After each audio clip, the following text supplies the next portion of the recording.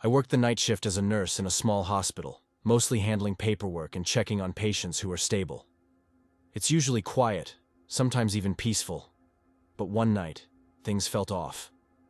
I was making my rounds around 2 a.m. when I realized I forgot a patient's chart in the staff room on the second floor. Instead of waiting for the elevator, I decided to take the stairs. As I entered the stairwell, the fluorescent lights flickered above me. I hate those lights. They always give me a headache. I was halfway up when I heard footsteps echoing behind me, slow and deliberate. I turned around, but there was no one there. The door at the bottom of the stairs was still shut. I shook it off, chalking it up to my own steps reverberating in the enclosed space. But the footsteps started again. This time, they were louder, and it was clear they were coming from below. I stopped and turned again, staring down into the stairwell, my eyes straining in the dim light. And that's when I saw it. A dark figure, just standing on the landing one flight down. I couldn't make out any details. It was just a shadow, motionless, watching me. I felt my heart race. I blinked, and the figure seemed to shift slightly like it was getting ready to move. Without thinking, I bolted up the stairs, taking them 2 at a time, my breath catching in my throat. I didn't look back, not once, until I reached the second floor. I pushed through the door and slammed it behind me, panting. When I finally dared to look through the small window in the door, the stairwell was empty. But I could still feel eyes on me, and that feeling lingered for the rest of my shift. I started taking the elevator after that.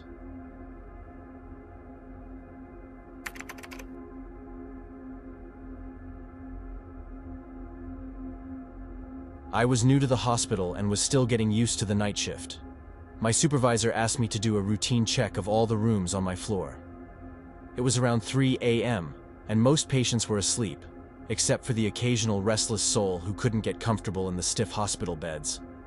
Everything was normal until I got to room 309. The door was slightly ajar, and as I peeked in, I saw a man sitting on the edge of the bed, staring out the window. His back was to me, but he looked frail, wearing one of those thin hospital gowns that barely cover anything. I remember thinking it was strange because I had just checked the room an hour earlier, and it was empty. "Sir, do you need anything?" I asked, stepping into the room. He didn't respond. I took a few steps closer, noticing how still he was. "Sir?" I said again, louder this time. He turned his head slightly, just enough for me to catch a glimpse of his profile. His skin was pale, almost translucent, and his eyes were sunken. Before I could say anything else, he stood up and walked towards the bathroom, closing the door behind him softly. I waited for a minute, but he didn't come out. When I knocked on the door, there was no response. I called for security, thinking the man might be confused or lost. When they arrived, they forced the bathroom door open, but it was empty. No windows, no vents, nowhere he could have gone.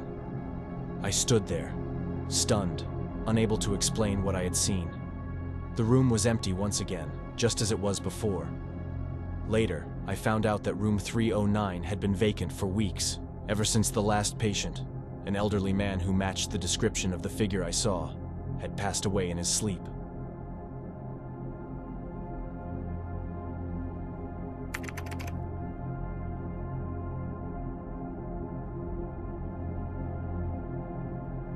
Working nights in a hospital, you get used to strange noises, buzzers, pagers, the occasional shout from a patient in pain. But one night, I heard something that still haunts me. It was my turn to do the rounds in the lower levels of the hospital, which included the morgue.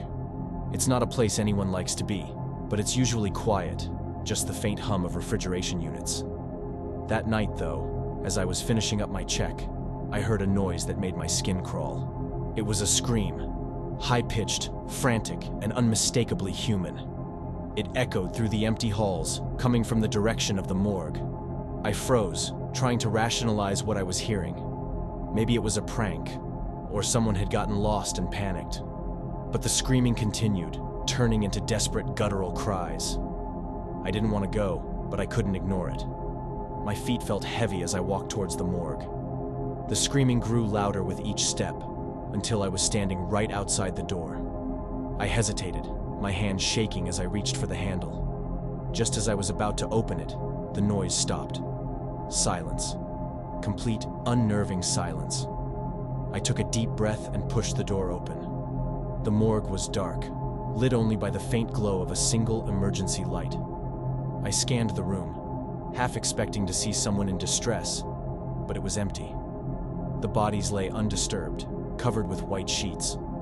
There was no sign of anyone, alive or otherwise. I stood there for a long moment, trying to steady my breathing. As I turned to leave, I heard it again. A faint, muffled cry, like someone calling from far away. I ran out of there, not caring how loud my footsteps echoed through the halls. The next morning, I told the day shift nurses what had happened, but they just brushed it off, saying the morgue had always been a bit creepy at night. I never went down there alone again.